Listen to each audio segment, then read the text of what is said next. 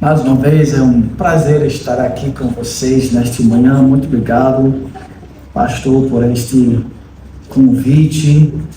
Nós saímos bem cedo, eu e Davi, de aldeia. E obrigado também pelas orações por Lia e os meninos. Graças a Deus, os meninos dos Estados Unidos estão bem.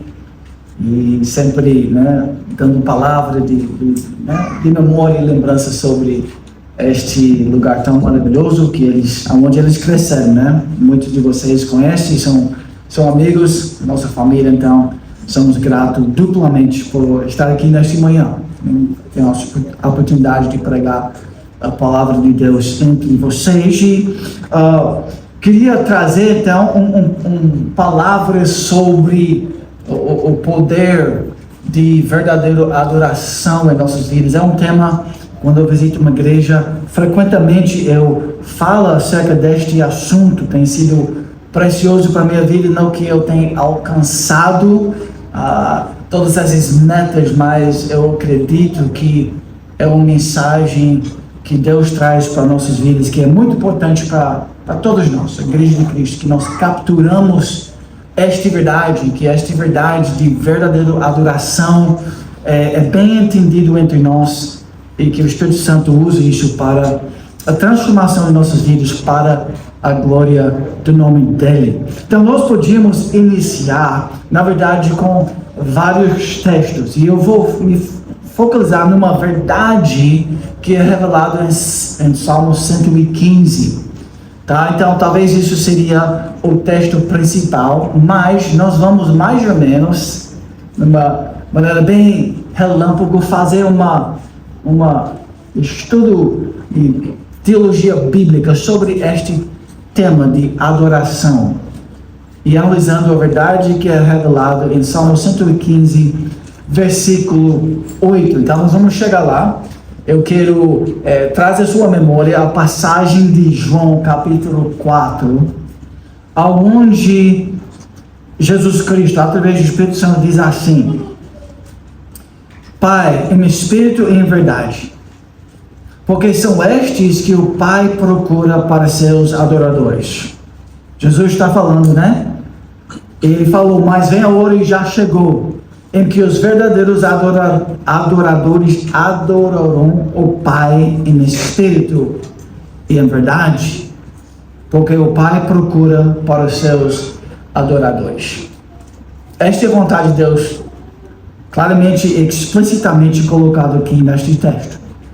Deus é espírito e importa que os seus adoradores o adorem em espírito e em verdade. Então Deus deseja que nós, cada filho dele, se torna um verdadeiro adorador. Então vamos, com a graça de Deus, tentar entender esta ideia de verdadeira adoração para nossas vidas. Vamos pedir mais uma vez a bênção de Deus sobre esta meditação nesta manhã. Senhor nosso Deus e Pai, mais uma vez chegamos diante de Ti nesta manhã para pedir, implorar mais uma vez presença e auxílio de Teu Espírito Santo para nossos ouvidos, para nossos corações. Sabemos que somos seres dependentes de Ti. Faça que isto seja reconhecido entre nós e que Teu Espírito ilumine nossos corações para que nós podamos contemplar e compreender e praticar Tua palavra para o louvor do Teu santo nome. Abençoa, Senhor, Tua igreja. Fortalece, Senhor, a Tua noiva. Isso que nós pedimos, em nome de Jesus. Amém. Amém.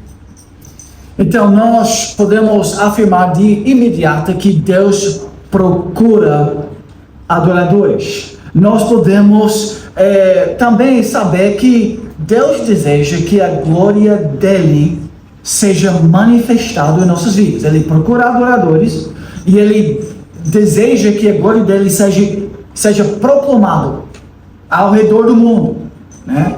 Por isso nós fazemos missões, para que a glória de Deus seja manifestados em todas as partes do mundo. Agora, como é que nós, cada indivíduo, cada família, cada casamento, cada igreja, cada cidade, como é que nós podemos glorificar a Deus? Na verdade, a única maneira que nós podemos glorificar a Deus em Cristo, claramente, é de ser transformado na imagem dele. Porque ele é o único que é verdadeiramente glorioso. Então, a única maneira que nós podemos refletir esta glória é de se tornar mais parecido com ele. E o ponto desta mensagem, que essas são coisas básicas da vida cristã, o ponto desta mensagem seria descobrir como é que nós podemos nos tornar mais parecido com Deus, mais parecido com Cristo. Este é o nosso desejo, porque é assim que nós podemos glorificar a Deus.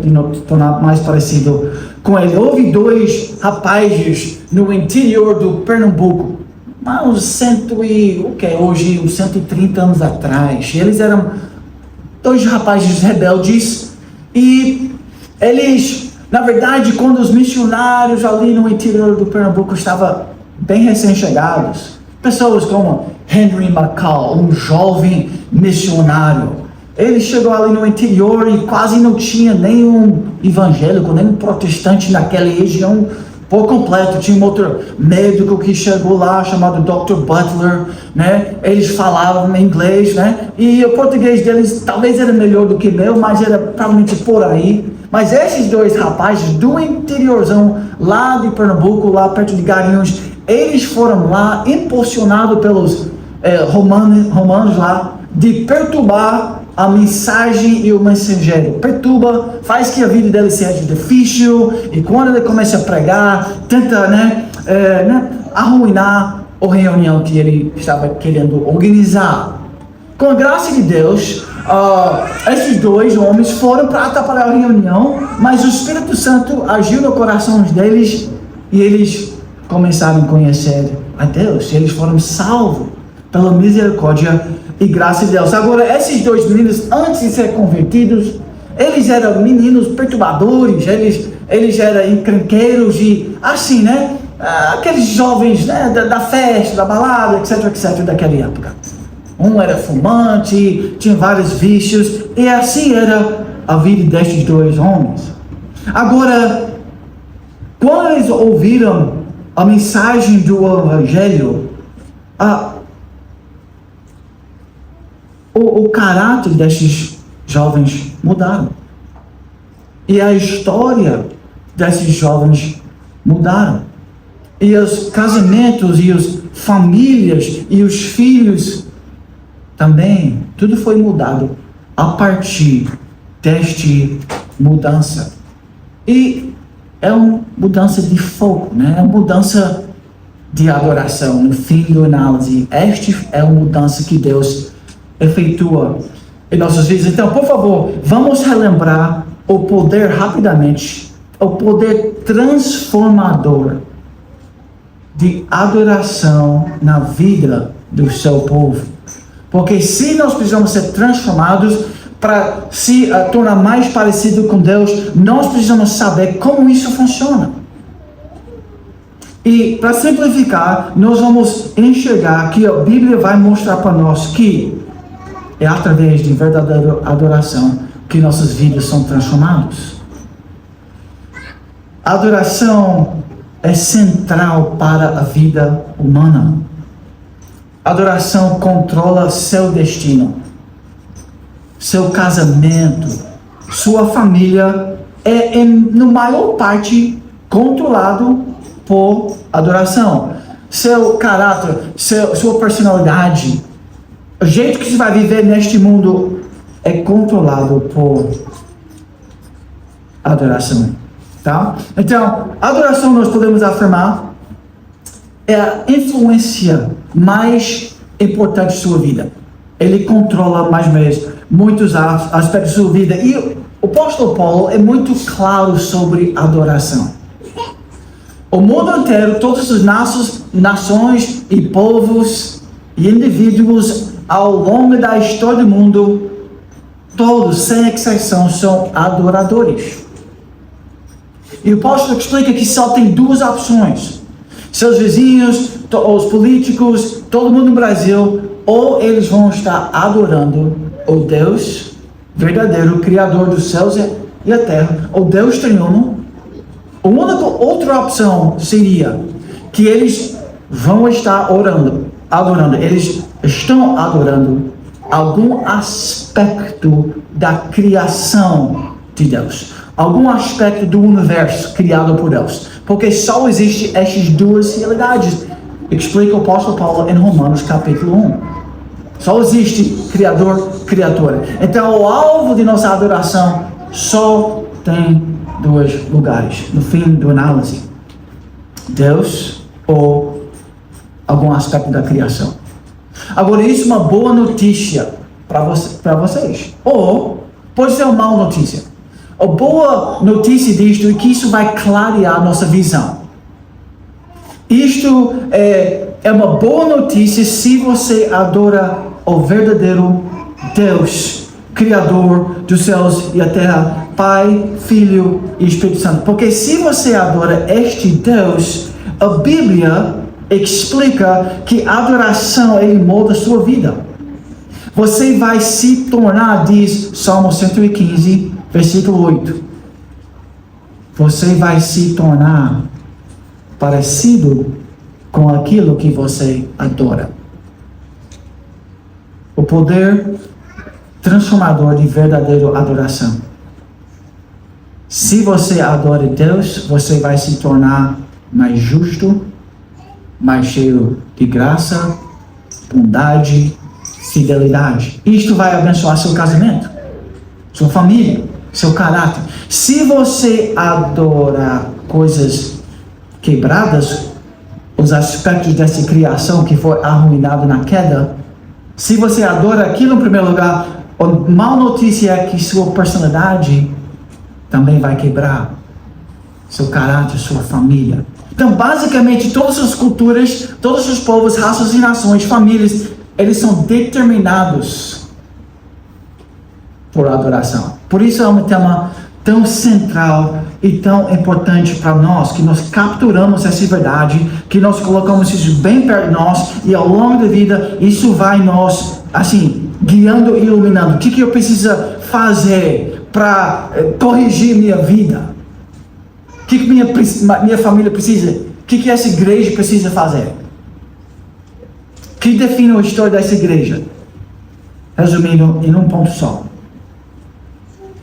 verdadeira adoração. Este é o caminho para nossas vidas nessa breve jornada até a cidade celestial. Agora, eu tenho resumido a verdade que eu queria tentar, com graça de Deus, proclamar, mas eu queria mostrar isso para vocês biblicamente, para que vocês não pensem que isso é meramente uma técnica psicológica, mas que isso é o que Deus revela sobre sua vida.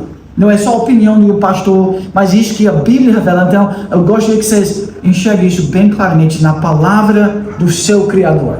Aquele que fez a alma humana. Aquele que conhece o homem interior, a parte invisível do ser humano. E ele diz que nem um cientista, nem um pesquisador consegue ter acesso à parte invisível do ser humano. Só o Criador que soprou nas nárnias a vida no homem.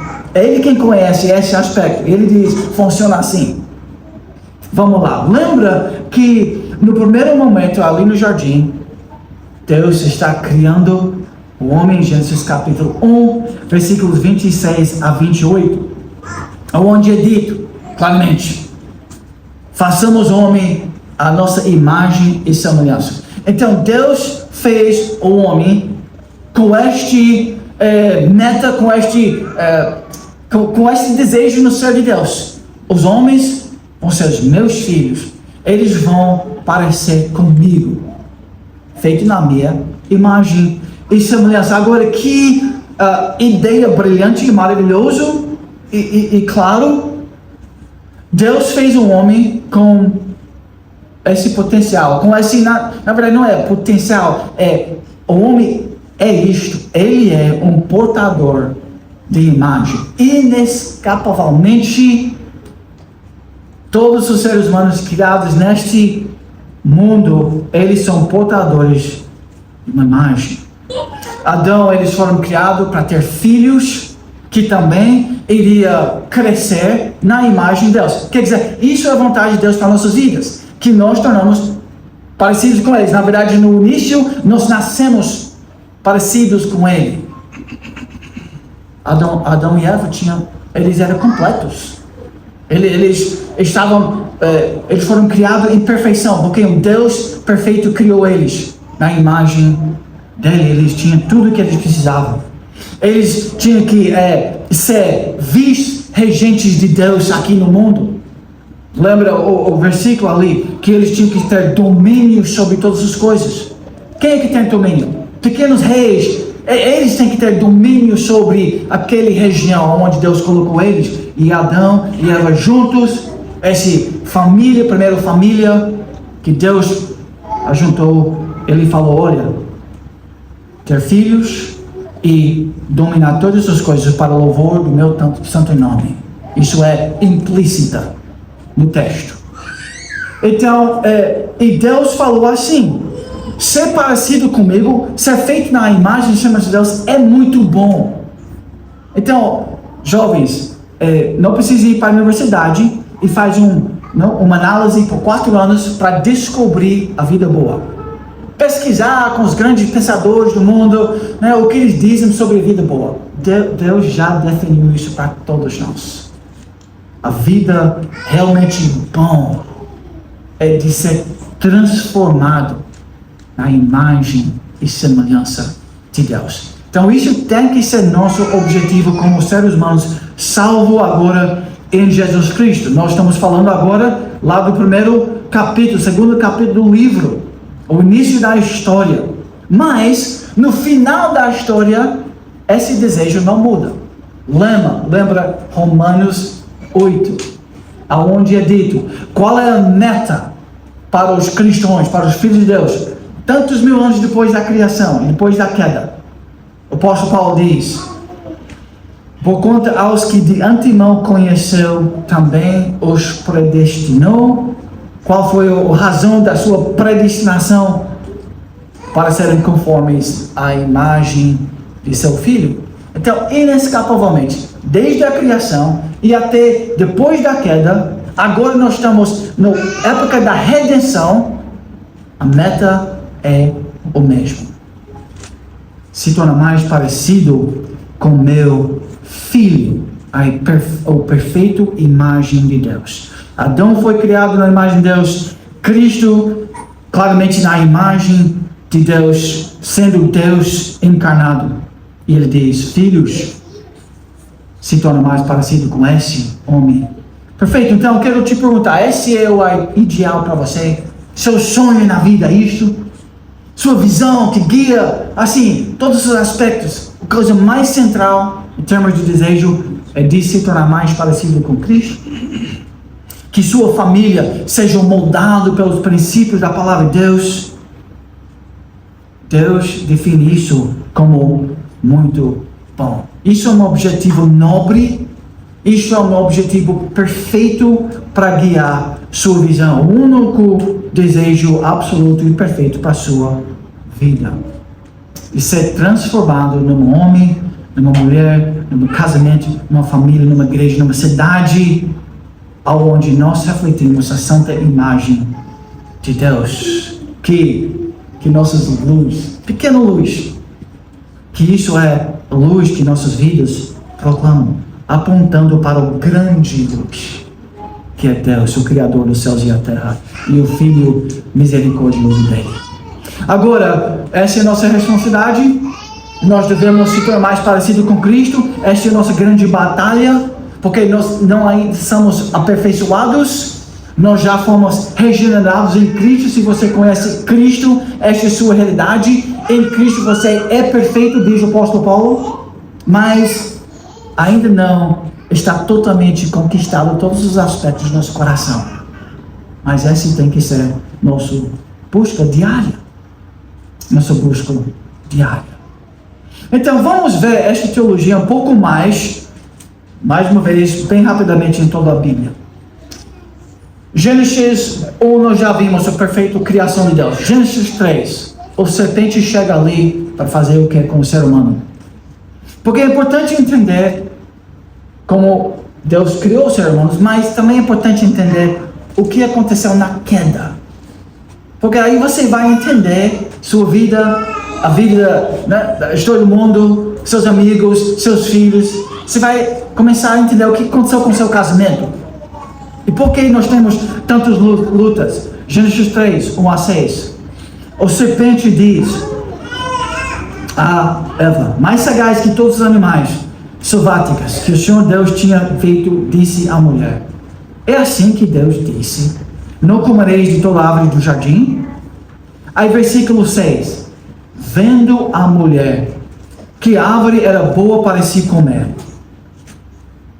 agradava aos olhos, árvore desejável para dar entendimento. Olha o que ela está fazendo. Olha o que está acontecendo no coração de Eva, os primeiros homens.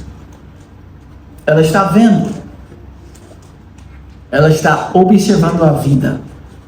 Ela está usando sua razão. E ela está confiando na própria voz dela. Não é isso que está acontecendo ali? Vendo a mulher, analisando agora duas palavras. A palavra de Deus, a palavra do serpente. E agora ela decide ser a voz que vai, a opinião que vai decidir entre essas duas opções. Criador, criatura. Eu vou decidir qual é que eu vou escolher. Criador, lembra, só tem duas opções. Criador, criatura. E você sabe o que ela fez? Tomou-lhe de fruto e comeu, e deu também ao marido, e ele comeu. Então os primeiros homens, eles decidiram abandonar a voz de Deus, o Criador. E eles começaram a respeitar, obedecer, honrar uma outra voz, uma outra opinião. O que aconteceu com eles? Lembre que eles foram criados perfeitos. Nós acabamos de ver isso. Na imagem e semelhança de Deus. Esse foi o estado original do homem. Agora na queda, quando eles desvalorizou a palavra de Deus e começou a enfatizar a palavra do homem, por favor, nós vamos ver a interação em termos de adoração aqui que está acontecendo. Eles pararam de adorar o Criador e começaram, naquele momento, a adorar a criatura. Algum aspecto, seja razão, seja ter fé no homem, na criação em vez de Deus. Agora, quais são as consequências desta decisão? Gênesis 3:10. Medo. O homem agora está cheio de medo. Ouvi a tua voz no jardim e porque estava nu, tive medo. Olha, homens perfeitos não têm medo. Homens de verdade, eles estão cheios de coragem. E esse homem, quando ele foi criado, estava cheio de coragem. Agora, por causa do problema no coração, uma adoração quebrada, ele se tornou quebrado. Ok? Então, o que acontece com nossas vidas quando nós adoramos falsos deuses? Nós quebramos. Nós quebramos. E ele se tornou irresponsável. Em Gênesis 3, versículo 12. Então, disse o homem à mulher que me deste por esposa, ela me deu da árvore e eu comi. Então, ele passa a responsabilidade para a mulher. Ele se torna irresponsável. Os primeiros filhos, o que acontece com eles? Estava falando isso com meus filhos essa semana, no culto doméstico. Disse Caim a Abel, seu irmão, vamos ao campo. Estando eles no campo, sucedeu que se levantou Caim contra Abel, seu irmão, e matou. Então, irmãos, a primeira família tem grandes pecadores. Homicídio na primeira família que Deus criou. O que aconteceu com o homem? Depois de ser criado perfeitamente na imagem e semelhança de Deus, agora nós estamos vendo uma humanidade completamente em caos. E desde aquele momento da queda, aí você vai lendo, morte reina. Noé chega, o mundo inteiro contaminado. Você vai progredindo ao longo dos primeiros capítulos deste livro. E o que você vai ver? caos e desordem, corrupção,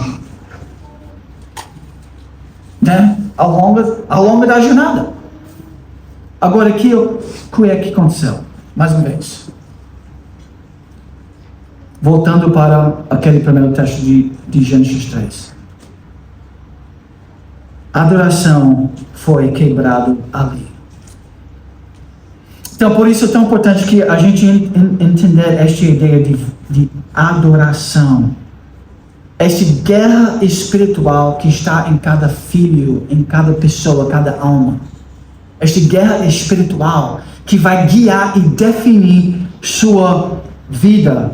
Quando Adão e Eva, eles entraram neste pecado de idolatria, de falsa adoração, eles tornaram miseráveis, pecadores. Então hoje, se você vive com miséria, se você vive com motivações ambíguas, egoísmo, problemas, brigas entre vocês, em grande medida, isto é uma consequência de uma adoração quebrada por causa desta guerra espiritual. Agora, o que é o nome que a Bíblia usa? Isso é um dos temas mais centrais de toda a Bíblia.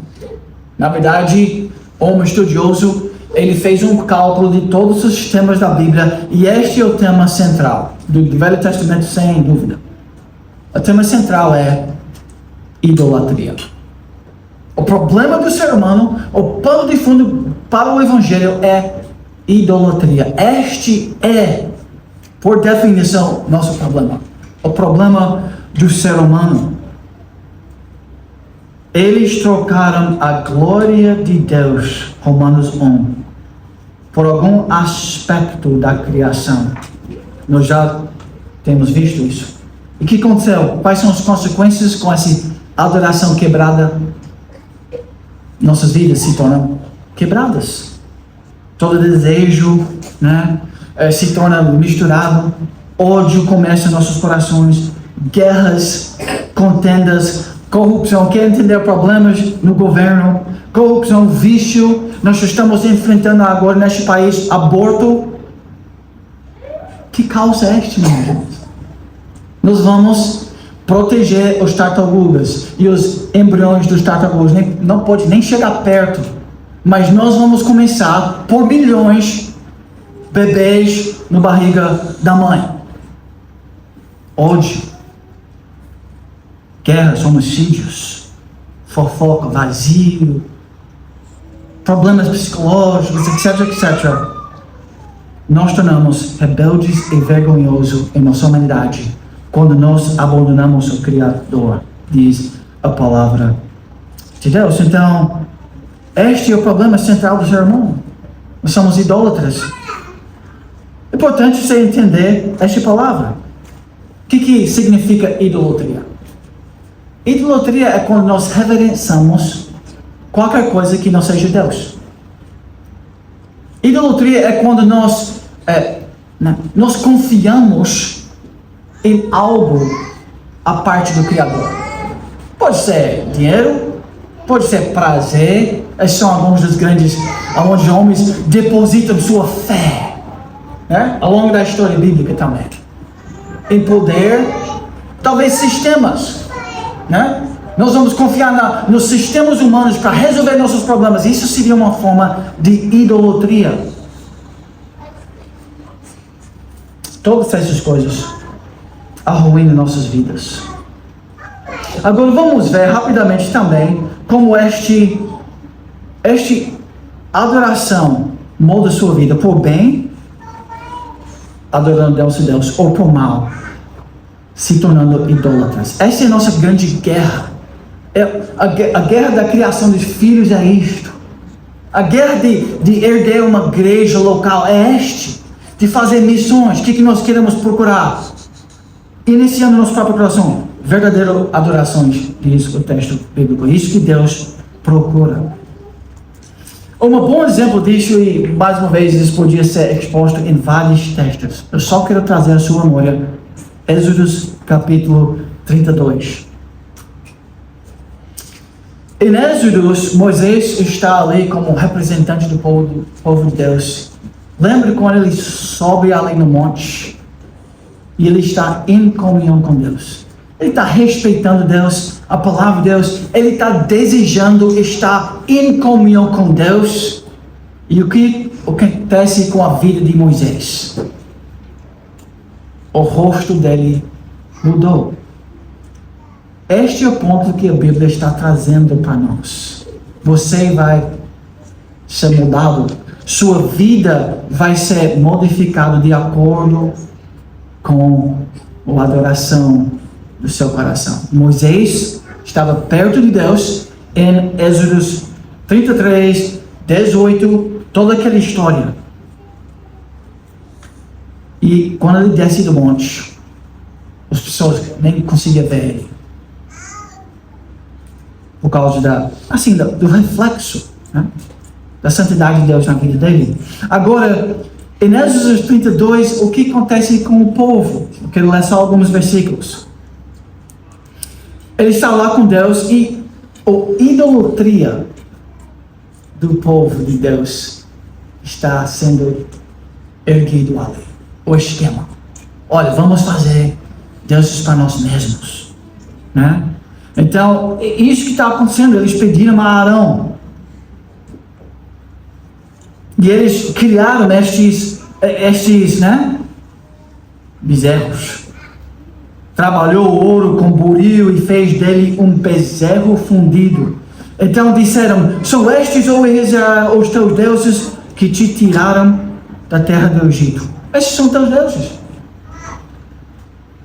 Arão, vendo isso, edificou um altar diante dele e apregoando, disse, amanhã será festa ao Senhor. Então eles estão adorando deuses criados por mãos de homens. Deus proibiu isso. Quer dizer, eles estão adorando do jeito deles. É uma falsa adoração. O que é interessante em Êxodo capítulo 32 é a condenação que Deus traz a este ato de rebeldia nacional. Esta é a primeira vez que, como uma nação completa, um povo inteiro, unificadamente, eles entram em adoração pagã, falsa adoração, coletivamente, pela primeira vez aqui nessa história. Então Deus e Moisés estão tendo comunhão. Então disse o Senhor a Moisés, versículo 7, vai, desce, porque o teu povo que fizeste saiu do Egito, se corrompeu e depressa se desviou do caminho que lhe havia eu ordenado, fez para si um bezerro fundido, e o adorou e lhe sacrificou, e diz, são estes, ó Israel, os teus deuses, que te tiraram da terra do Egito. Disse mais o Senhor Deus a Moisés. Olha a definição que Deus coloca sobre Israel. Tenho visto este povo, e eis que é povo de dura cerviz. Agora, eu não entendi esta palavra por muito tempo. Quando eu era criança e leu esse texto, dura cerviz, porque eles eram um povo de dura cerviz. Agora, hoje de manhã, uns 4h30, porque eu acordei um pouco cedo hoje, eu saí da casa e eu fui ali onde a gente coloca os animais. O curral, né? O nome em português. E nós temos uma vaca lá. E muitas vezes eu tenho que acordar para tirar a vaca e colocar ele lá no pasto. Tudo amarrado de corda, porque nós só temos ele por um pouco de tempo até a gente vai, sacrificar ele para abençoar o projeto lá. Mas como a nossa área tem muito grama, então a gente trouxe do projeto esse vaca para engordar lá, porque nós temos muito grama em casa. Só que toda vez que eu pego ele, eu quero ir lá e tirar ele rápido. Ele para, enquanto eu estou tentando empurrar ele. E ele gosta de coçar, ele não vai aonde eu quero que ele ir. Ele faz do jeito dele. Então eu entendi melhor essa passagem. Este povo é povo de dura cerviz. Olha, eles estavam adorando bezerros. E eles se tornaram parecidos com o bezerro. Você se torna parecido com aquilo que você adora. Seria implícito no texto. É assim que sua vida é modificada, através de adoração. Israel, esse povo de Deus, que foi feito, para adorar a Deus, eles se tornaram parecidos com uma vaca selvagem, dura servir. Agora, esta passagem é muito importante. Basicamente define o tom de muitas das palavras dos profetas, refutando e argumentando contra este povo. Muitos salmos, Jeremias, Isaías estão refletindo muito sobre este momento de adoração falsa nacional. Salmo 106 fala acerca deste momento. Trocar uma glória de Deus pelo simulacro de um novilho que come erva. Que loucura! Como é que nós vamos trocar a glória de Deus, o Criador dos céus e a terra, para adorar qualquer outra coisa? De mudar de uma criatura feito para honrar e adorar a Deus, e se tornar uma criatura quebrada. Jeremias reclama sobre isso. Até é engraçada as palavras que ele usa. Eles todos se tornaram estúpidos.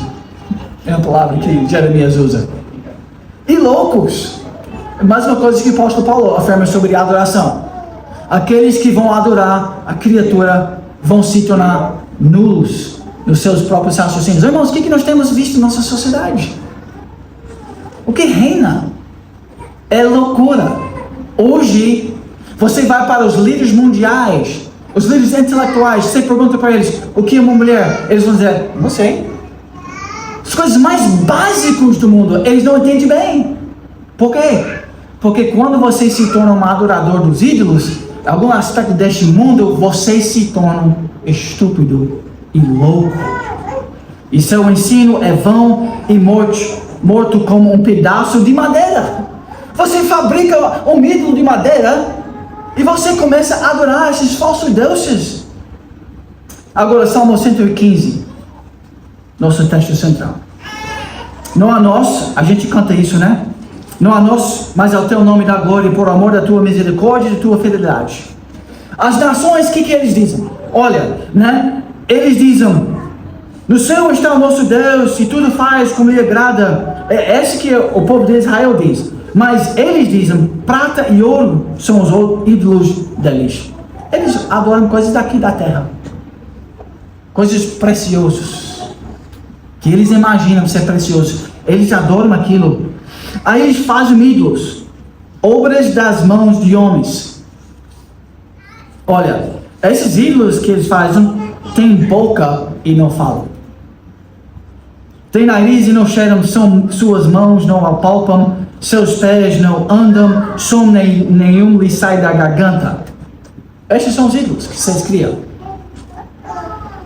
Se fabrica, Jeremias vai dizer depois, vocês fabricam, ele usa a palavra espantalho. Você já criou um espantalho? Meu pai teve um jardim ali nos Estados Unidos, no estado de Washington, e todo ano ele fez um espantalho. Sabe o que um espantalho tem? Boca, nariz e mãos, que não fazem nada, ele só fica lá parado. E os pássaros, eles vêm repousar em cima deste espantalho. Ele é tão insignificante e tão sem sentido, mas ele é assim, tipo uma metáfora, da burrice dos homens com falsa adoração. Som nenhum lhe sai da garganta. Aí o versículo 8 diz, o salmista, tornam-se semelhantes a eles os que os fazem e quanto neles confiam. Repetindo aquilo que nós já temos visto. E com clareza o salmista, o Espírito Santo, através do salmista, entregue para nós o modo bíblico de transformar vidas. Vidas são transformadas através de adoração. Você se torna semelhante àquilo que você confia, aquilo que você tem fé. Você pode ter fé na razão humana e você vai criar então sistemas humanos para salvar o homem. Isso vai criar caos e guerra, como nós temos visto recentemente na história humana. Agora, no Novo Testamento, irmãos, só para enxergar isso rapidamente. O Novo Testamento não muda esta realidade. Né? No Novo Testamento, nós não temos tantos retratos de ídolos físicos feitos por mãos humanas, mas nós temos muito adoração falsa.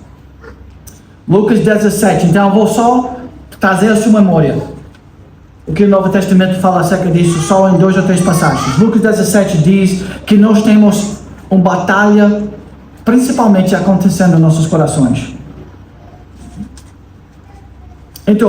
Interrogado pelos fariseus sobre quando viria o reino de Deus, Jesus lhes respondeu: não vem o reino de Deus com visível aparência, nem dirão, ele aqui ou lá está, porque o reino de Deus está dentro de vós. Nosso coração, aonde a batalha está sendo travado.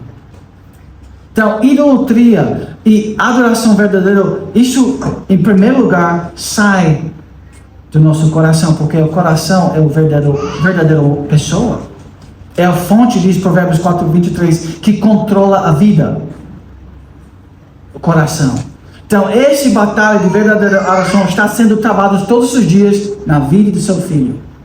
De 1 ano, 25 anos, no seu casamento, nos políticos mais elevados deste mundo, a batalha está acontecendo. Eles não reconhecem isso. Por quê? Eles têm abandonado a palavra de Deus. Eles estão seguindo Freud e muitas outras opiniões humanas sobre como funciona o ser humano. Mas a Bíblia está explicando para nós como funciona o ser humano. Nós temos um problema, afirma o Novo Testamento, de buscar em primeiro lugar nosso reino. Eu buscava isso através de basquete. Então me tornei um bom jogador de basquete. Isso guiou minhas paixões. Isso guiou meu tempo. Minhas emoções eram controladas por basquete, sabe? Se eu jogava bem, como é que eu ficava no coração? Mais light, leve, pouco feliz. Que durava pouco tempo até o próximo jogo, quando eu jogava mal. Aí, se eu não jogava bem, eu ficava triste, deprimido, etc. Então, essa batalha, eu era um cristão, reformado até. E eu amava o Senhor. Mas essa batalha estava dentro de mim. Então, um belo dia, o Senhor Deus me ajudou. Ele falou, deixa eu te ajudar, filho, porque eu tenho te ensinado muito, até você tenha estudado o conhecimento bíblico, você não está capturando muito bem aquilo que eu estou dizendo. Deixa eu te ajudar. Sabe que você adora aquele ideia de basquete, não sei se é fama, se é riqueza, mas você tem colocado seu coração ali muitas vezes na vida. E eu quero te ajudar, meu filho. Então, numa bela jogada, ele permitiu que meu joelho rasgasse. Aí o que aconteceu com o meu ídolo? Agora ele foi embora. Ele está morto. Aquele ídolo fabricado, aquele desejo, era passageiro. O que aconteceu comigo? Falei para minha esposa, parece que eu estou morrendo. Porque minha vida estava tão envolvida com aquilo. E aquilo foi retirado, como todas as coisas deste mundo vai ser retirado de nós. E eu tornei um ser humano assim, fraco. Porque minha adoração estava envolvida com coisas passageiras e fracos. Irmãos, é assim que nossa vida funciona, todos nós. É assim que a vida dos nossos filhos funciona, diz a palavra de Deus. Mas sabe o que Deus estava fazendo? Ele sabe que nós somos controlados pelo coração, então muitas vezes o que ele faz? Ele tira nossos ídolos de nós. Você pode ver isso no livro de Oséias. Essa mulher adúltera, Israel, a gente, né? Nós estamos indo atrás de falsos deuses, falsos senhores, falsos mestres, falsos amantes. Porque nós acreditamos que basquete e dinheiro e prazer e falsos amantes vão trazer para nós comida, sustento, lã, estabilidade na vida. Então nós confiamos nessas coisas. E Deus diz, então eu vou destruir todos os falsos amantes. Porque eu quero que ela enxerga que sou eu que providencia a vida e sustenta e paz e alegria do coração. Mas eles estão buscando isso em fontes falsas. Então Deus quebrou meus sonhos. Sabe por quê? Porque Ele queria que meu coração estava em algo bem mais forte do que uma coisa passageira como basquete. Ele queria que meu coração estava em algo que que passa além dos limites deste mundo, que não vai mudar. Porque se meu coração está naquilo, eu vou crescer. Vou se tornar uma pessoa, um homem, uma mulher, uma criança mais belas aos olhos de Deus, mais compromissado com Ele, mais cheio de alegria. Porque agora Deus é meu Senhor, então eu não dependo mais de basquete, eu não posso depender mais de basquete. Se vocês podiam sentir a dor que eu tenho no meu joelho hoje, vocês têm certeza que você não podia descansar em nada físico deste mundo mais, que você não tem força física para fazer nada mais. Acabou. E Deus quer que nossos corações estejam com Ele. Ele explica no Novo Testamento que essa batalha está acontecendo no nível do coração.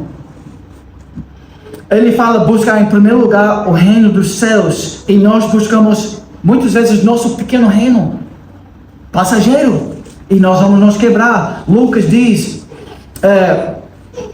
fala acerca de, o Espírito Santo está ali, e Jesus ora, graças te dou, ó Pai, Senhor do céu e da terra, porque ocultaste estas coisas aos sábios e instruídos e as revelaste aos pequenininhos. Pequenininhos, pessoas normais como nós. Nós podemos ter o Criador ensinando para cada mãe e pai como criar filhos para a glória de Deus, mas nós buscamos os sábios deste mundo em vez do Criador dos céus e da terra. E Jesus diz, eu te dou graças, Senhor, porque revelaste aos pequenininhos.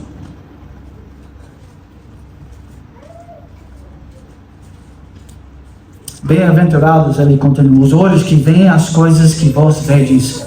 Pois eu vos afirmo que muitos profetas e reis quiseram ver o que vedes e não viram, e ouvir o que ouvis e não ouviram. Por esta razão, irmãos, por causa do Evangelho, porque nós temos visto Cristo, nossos ouvidos e nossos olhos, eles conseguem enxergar com clareza.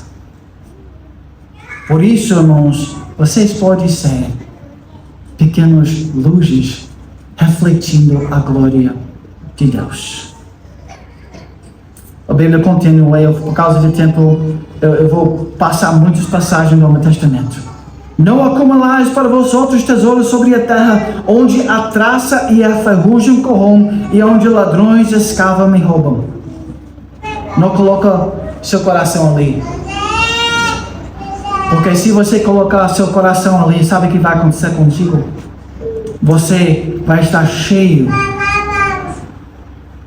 de prostituição, impureza, lascívia, idolatria, feitiçarias, inimizades, porfias, ciúmes, iras, discórdias, dissensões, fações, invejas, e vocês conhecem muito bem as obras da carne. Essas são as consequências de uma falsa adoração, as obras da carne. Nós vamos adorar coisas quebradas, nós vamos tornar quebrados. Mas ele diz a esperança, mas o fruto do Espírito, vocês conhecem. Amor.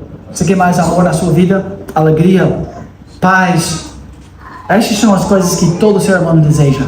E Deus diz, estas coisas são alcançáveis através do Espírito Santo, através de verdadeira adoração. Então, esta é a nossa grande batalha, irmãos. No Novo Testamento nós temos visto que não muda este desejo. Depois da queda, Cristo chega para redimir o ser humano e o mesmo objetivo Ele ensina, deve nortear nossas vidas. Romanos 8:29 mais uma vez. Meu desejo é que você se torne mais parecido com meu filho. Eu quero que a imagem de Deus seja reconstruída na alma e na vida dos seres humanos. Sejam imitadores de Deus, Pai, diz o apóstolo Paulo mais uma vez. Adão foi chamado para refletir essa imagem. Ele não conseguiu refletir a imagem de Deus. Ele ficou quebrado, e toda a família, e toda a linhagem histórica. Por isso nós temos tantas guerras e ódio e problemas. Por isso você sofre na sua alma hoje e no seu casamento.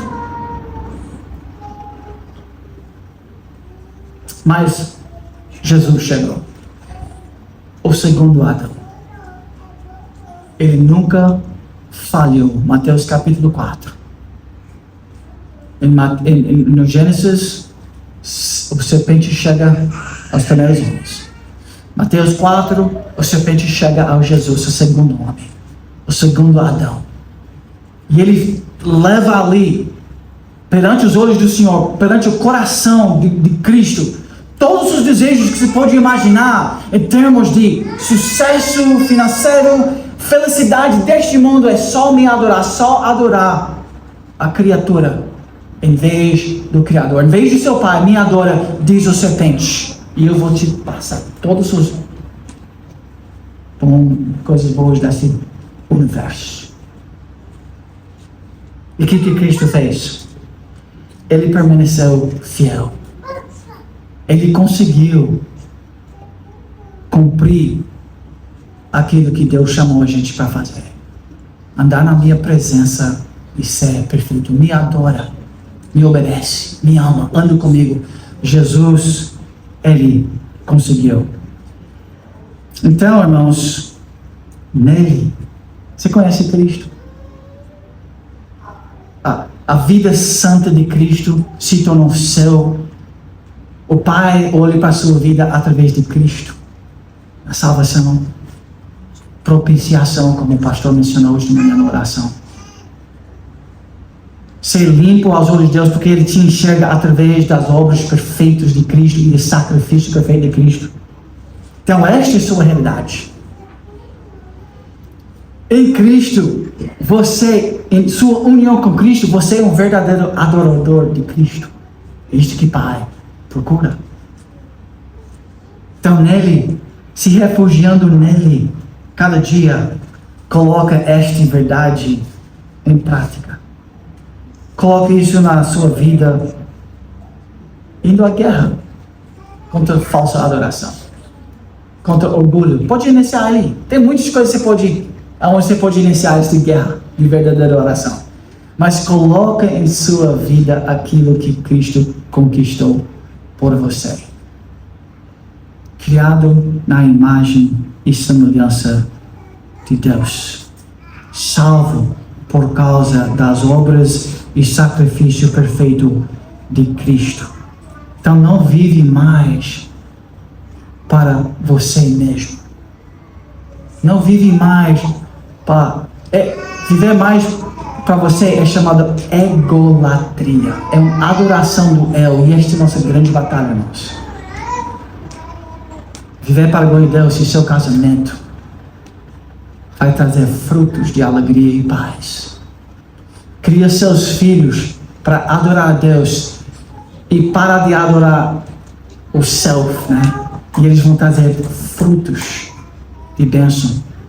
E nossa família vai ser transformada, nossa alma vai ser transformada, nossas igrejas vão ser transformadas e até nossa sociedade, olhando lá para aquele povo de Deus, eles vão ter uma luz, um sal que vai também guiar a vida da nação.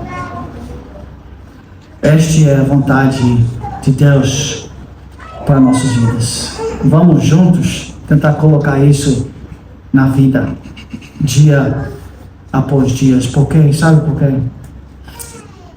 O Pai procura verdadeiros adoradores. Esse é o desejo do nosso Pai. Ele merece nossa vida por sacrifício vivo. Ele merece tudo que nós somos.